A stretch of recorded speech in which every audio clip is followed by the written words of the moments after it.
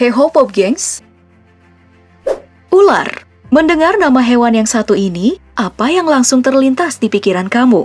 Hewan serem yang bisa makan manusia kayak di film-film? Atau hewan eksotis yang menjadi peliharaan Mas Panji? Apapun itu, satu hal yang gak bisa dipungkiri, kalau masih banyak orang yang takut dengan hewan yang satu ini.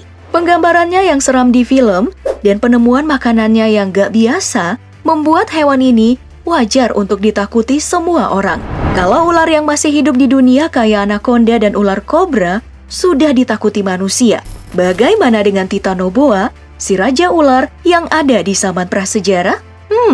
Kayaknya bakal lebih takut lagi. Nah, di DP Explore kali ini, ayo kita berkenalan dengan si Titanoboa, sekaligus membayangkan gimana kalau ular raksasa ini belum punah.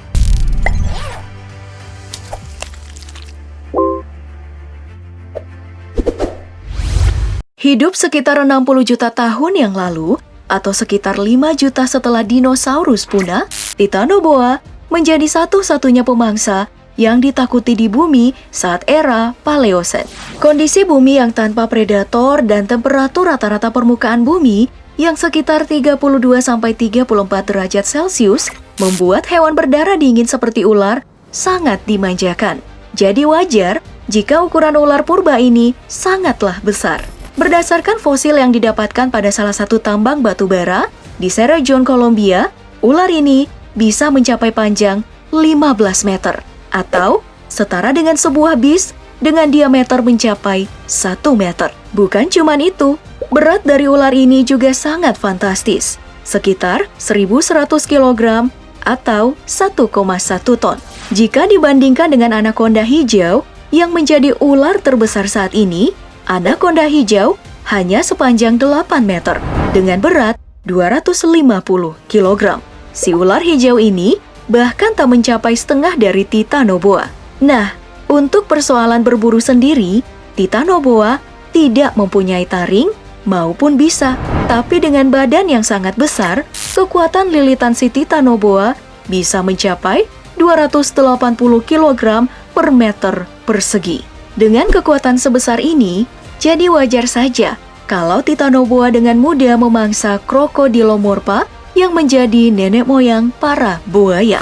Bahkan, pada penemuan fosil Titanoboa di Kolombia, fosilnya bercampur dengan fosil Crocodylomorpha dengan panjang 2,1 meter.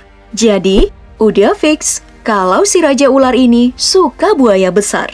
Namun sayangnya, meskipun mendapat predikat sebagai pemangsa nomor 1 pada waktu itu, Titanoboa masih kalah dengan perubahan kondisi bumi. Titanoboa yang merupakan hewan berdarah dingin yang gak bisa mengatur suhu tubuhnya harus punah karena perubahan suhu yang semakin dingin.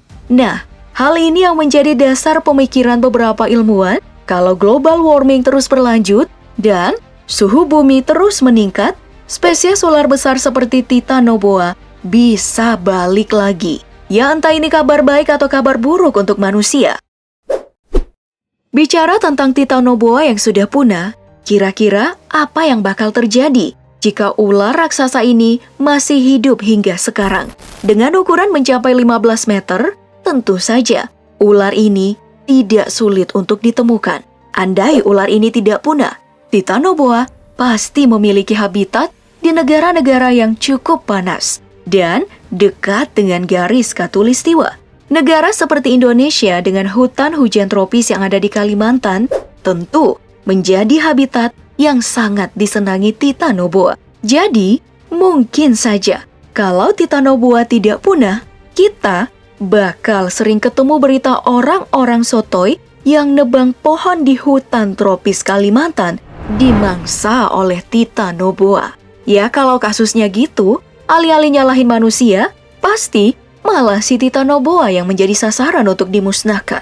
Selanjutnya, andai Titanoboa tidak punah, hewan ini tentu saja akan mengalami kesulitan dalam mencari makanan. Sebagai perbandingan, ular seberat 14 kg ini harus memangsa hewan seberat 16 kg untuk memenuhi hidupnya.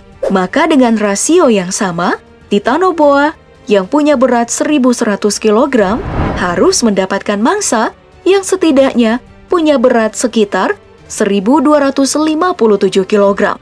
Nah, kalau seperti ini, Titanoboa bisa ngabisin satu peternakan sapi warga untuk memenuhi kebutuhan makan yang ia perlukan.